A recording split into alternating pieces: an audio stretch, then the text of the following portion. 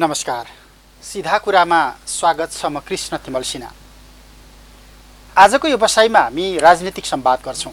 केही समय यता हामीले लगातार अमेरिकी सहायता परियोजना एमसीसीसँग जोडिएको सन्दर्भमा लामो संवाद गर्यौं। राजनीतिक संवाद ओझेलमा पर्यो। आज हामी सत्ता साझेदारी, सत्ता गठबन्धन, वर्तमान सरकारको निरन्तरता, वर्तमान सरकारमा अरू गठबन्धन दलका नेताहरूको सहभागिता, मन्त्रीहरूको सहभागिता, मन्त्री परिषद विस्तार लगायतका विषयमा जोडिनेछौँ। संवादका लागि जनता समाजवादी पार्टी नेपालका नेता पूर्व मन्त्री महेन्द्र राई यादव हुनुहुन्छ। स्वागत छ तपाईँलाई। धन्यवाद।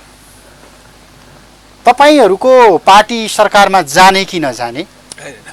हाम्रो पार्टीको पहिले नै सरकारमा जाने निर्णय भइसकेको छ र मूलत हाम्रो सरकारमा जानको उद्देश्य भनेको यो देशमा जुन प्रकारको संविधानमाथि हमला भयो, जुन प्रकारको संसदमाथि हमला भयो, जुन प्रकारको देशमा होइन प्रतिगामी शक्तिहरू होइन टाउको उठाउन थाले, त्यसलाई सन्तुलित र नियन्त्रण गर्नको लागि हामीले 5 दलीय गठबन्धन बनायौँ र हामीले त्यो प्रक्रियालाई सर्वोच्च अदालतको माध्यमबाट अहिले माननीय शेरबहादुर देउपाजी प्रधानमन्त्री हुनुहुन्छ, त्यसकारण त्यसमा हाम्रो सहभागिता सुनिश्चित छ।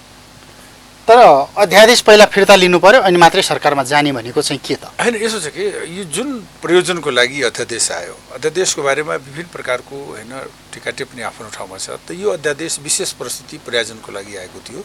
यो प्रयोजन सकियो, यसको उद्देश्य पुरा भएको छ। त्यसकारणले यो अब निष्क्रिय भइसकेपछि एउटा संविधानको सुनिश्चितता हुन्छ होइन, राजनीतिक पार्टीहरूमा एउटा सुनिश्चितता हुन्छ, हाम्रो प्रयोजन पनि समाप्त भइसकेको छ। त्यसकारणले यसलाई निष्क्रिय गरौँ, अगाडि जाउँ भनेर हाम्रो सहमति नै छ यसमा। तपाईँ जस्तो यत्रो लामो प्रजातान्त्रिक आन्दोलनमा लागेको मान्छे है, डेमोक्र्याट हो नि तपाईँ, जे जस्तो भए पनि जुन प्रयोजनको लागि, जुन उद्देश्यको लागि त्यो अध्यादेश आयो भनिराख्नु भएको छ नि, जुन प्रयोजनको लागि ल्याइएको थियो नि, तपाईँ जस्तो प्रजातान्त्रिक मान्छेले त्यो परिकल्पना गर्न मिल्छ? होइन, यसो छ कि दलहरू कमजोर हुनु भनेको होइन, यसो छ कि तपाईँले परिकल्पना गरेको लोकतन्त्र बलियो हुनु हो। योभन्दा पहिले नै अब 1 साल पहिले नै अब यो दल विधेयक आएको थियो। हामीले त्यति बेला विरोध नै गरेका थियौँ। विरोध किन गरेका थियौँ भने त्यति बेलाको नियत भनेको शुद्ध रूपमा होइन मधेसवादी दलहरूलाई फुट गराउने होइन, देशमा होइन एकल शासन गर्ने उद्देश्यले ल्याएको थियो। दोस्रो कुरा थियो संवैधानिकमा बहुमतको आधारमा सर्वसम्मतलाई बहुमतमा गर्ने दुईवटा विषय नै थियो। त्यति बेला हामी सबै मिलेर त्यसको विरोधी गर्यौँ। अहिले एउटा शुद्ध रूपमा के हो भने यो देशमा लोकतन्त्रमाथि जुन हमला भयो, संविधानलाई रक्षा गर्नको लागि जुन प्रकारको गठबन्धन बन्यो र गठबन्धनमा एउटा घटक भनेको खासै माधव नेपालजी होइन जुन हिम्मतको साथ उहाँले अगाडि बढ्नुभयो। उहाँको 23-24 जना होइन सांसदजीहरूलाई बिना पार्टीको उहाँहरूले यो प्रक्रियालाई यहाँसम्म ल्याउनु भयो। त्यस कारण उहाँको लोकतन्त्र बचाउनको लागि, यो देशमा संविधान बचाउनको लागि, यो देशमा सङ्घीय उपलब्धि गणतन्त्रलाई होइन उपलब्ध जुन छ नि त्यसलाई बचाउनको लागि यो अध्यादेश ल्याएको विशुद्ध माधव कुमार नेपालहरूको राजनीतिक भविष्य अथवा ती सांसदहरूको राजनीतिक सुनिश्चितताका लागि मात्रै अध्यादेश ल्याएको हो तपाईँले भनिराख्नु भएको छ होइन? कुनै एउटा दल विशेषभित्र केन्द्रित भएको विवादमा जोडिएर अध्यादेश ल्याउनु कतिको उपयुक्त थियो अथवा थिएन? होइन, अब यो ल्याउन किन थियो भने अब हिजो विरोध किन गर्यो, आज किन विरोध गरिएन, किन समर्थन गरिरहेको छ? हिजो विरोध गर्न शुद्ध रूपमा होइन पार्टी विभाजनको हिसाबले अहिले के हो भने मुलुकको होइन यो जुन संसद बचाउनको लागि होइन, संहिता बचाउनको लागि, लोकतन्त्र बचाउनको लागि होइन, गणतन्त्र बचाउनको लागि हामीले गरेका हौँ। संसद पुनर्स्थापना भइसके पछाडि संसद पुनर्स्थापनाको लागि जसरी हामीले 149 जना सांसदहरू लेखेर दियौँ, त्यो स्थितिलाई होइन हामीले पूर्णता दिनको लागि होइन उहाँलाई त्यो नगरिकन उहाँलाई त कारबाही हुन सक्थ्यो, उहाँलाई होइन 23 जना सांसदहरूको होइन भविष्य समाप्त हुन सक्थ्यो र त्यसकारण उहाँलाई बचाउनको लागि गरेको हो। अब तपाईँले त दुईवटा कुरा भन्नुभयो, एउटा संविधानमाथिको हमलाको कुरा आइराखेको छ, एउटा परिस्थिति र प्रयोजनका कुराहरू आयो। संविधानमाथि हमलाको प्रश्न, यो संविधानमाथि हमला भए कि नभए कि तपाईँहरू त कालो दिन मनाउने पार्टी होइन, हामीले कालो दिन मनाएको छैन। तपाईँले गर्नु जुन 73 साल 3 गते होइन संविधान घोषणा भयो, यो देशमा धेरै दिपावली मनायो। हामीले ब्ल्याकआउट गर्नुभयो असो 3 गते नै गऱ्यौँ। पछि जुन दिन उहाँहरूले मनायो त्यही दिन हामीले गऱ्यौँ। त्यस कारणले के हो भने यो संविधानमा धेरै उपलब्धिहरूलाई रक्षा गर्ने हो। दोस्रो कुरा के हो भने यो उपलब्धिलाई रक्षा गर्दै जुन हामीले संविधान संशोधनको कुरा उठाएको छ त्यो संविधान संशोधनको कुरालाई हामीले लिएर अगाडि जाने हो होइन। त्यस कारणले यो संविधानको सर्वस्वीकार बनाउने हो भने यसमा सबै पोलिटिकल पार्टीहरूले सहमति गरेको, मतदान गरेको हो। खास गरी कम्युनिस्ट पार्टी र काङ्ग्रेस पार्टीले मतदान गरे, त्यो एमालेको कारणले यो संविधान संशोधन पूर्णता पाउन सकेन होइन। त्यस कारणले यो अवस्थामा हामी छौँ। अब यो संविधानको सर्वस्वीकार्यता भन्दै गर्दा अथवा संविधान संशोधनको कुरा गर्दै गर्दा तपाईँहरूले उठाएका यिनै एजेन्डा बोकेर महन्त ठाकुरहरू सरकारमा जाँदा चाहिँ उहाँहरूले बिछट्टै गल्ती गर्नुभयो। अब यही एजेन्डा बोकेर तपाईँहरू अहिले शेरबहादुर देउवाको सरकारमा गठबन्धन जाँदा चाहिँ बिछट्टै राम्रो गरियो भनेर खालको यो जस्टिफाई गर्न सक्नुहुन्छ? यही एजेन्डाको लागि पूर्व राज्यपालले हामी त्यति बेला हुँदाखेरि यही सरकारलाई हामीले समर्थन गर्यौँ।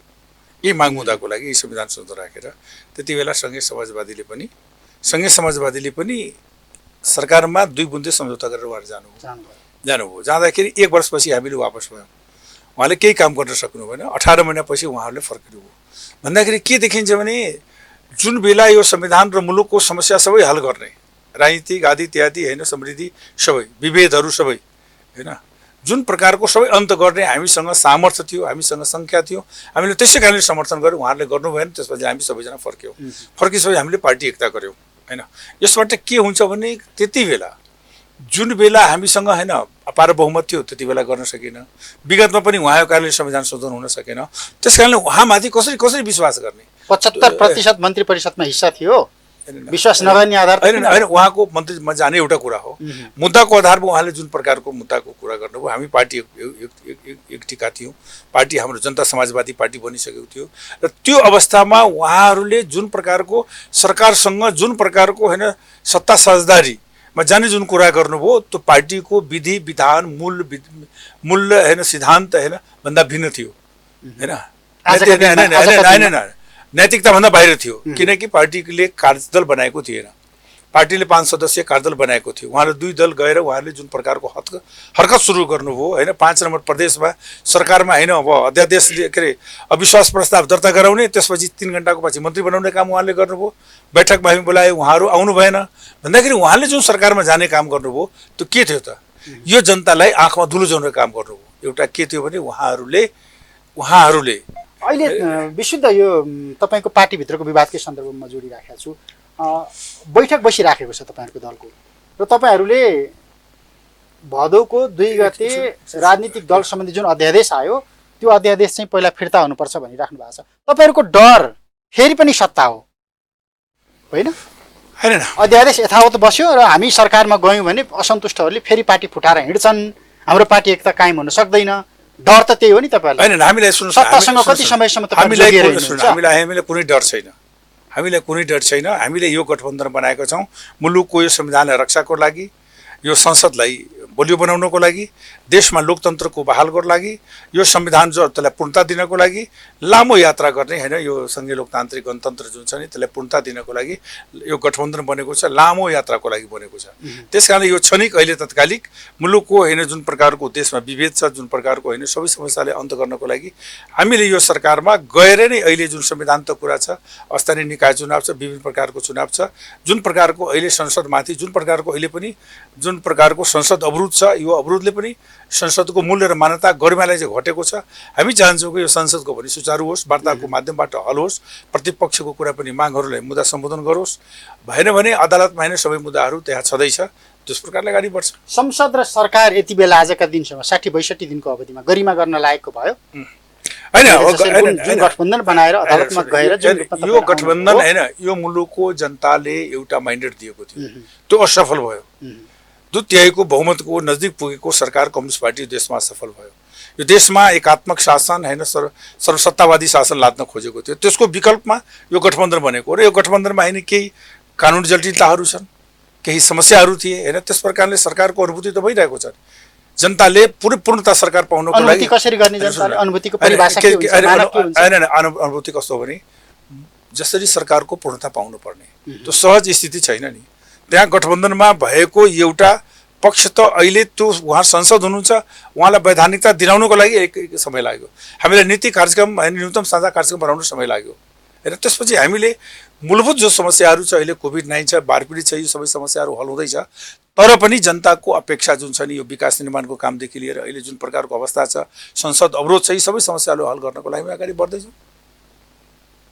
तपाईहरुले सरकारलाई पूर्णता दिनलाई चाहिँ के हैन सरकार त तपाईले सरकारमा जान्छु भनेकै 1.5 महिना भयो हैन सुन्न आधिकारिक रूपमा पार्टीले निर्णय गरेको अब अध्यादेश फिर्ता नभएसम्म नजानी भनेर बसिराख्नु भएको छ हैन हामीले यो परिस्थिति जुन भयो विशेष परिस्थिति छ हेर्नुस् विशेष परिस्थिति भयो सरकार बनेको छ मुलुक एकदम संवेदनशील अवस्थामा छ मुलुक एकदम कठिन अवस्थामा उभिएको अवस्थामा हामीले यो सरकारलाई त बनायौं सरकारलाई अगाडि बढायौं अब हामी सरकारमा पनि जाने हो हाम्रो पनि अब छलफल हुन्छ चाँडी टुङ्गी छ सारे सरकारको पूर्णता पाउँछ सुन्नुस् कुनै मन्त्रालयको भाग नमिलेको हैन मन्त्रालयको भाग चर्चा भएको छैन मन्त्रालयको भाग पनि मिल्छ सबै चिजमा हाम्रो सहभागिता छ हाम्रो पनि एउटा न्यूनतम साझा कार्यक्रम हामी बनाएको छौं त्यो आधारमा हामीले यो सरकार चलाउने हो त्यसमा हाम्रोमा कुनै समस्या छैन अब तपाईहरुको पनि फेरि भोलि सरकारमा जाँदा मन्त्री पद पाइएन भने त पार्टी फुटाएर हिँडिहाल्छन् नि तपाई 20% त्यो सुविधा त तपाईहरुको मूल पार्टीमा त छ नयाँ पार्टीमा नहोला मूल पार्टी भएको हिसाबमा यो सुविधा छ मूल पार्टीमा यो सम्भावनाहरु चारैतिर छ हामी लाग्यो नि सबैतिर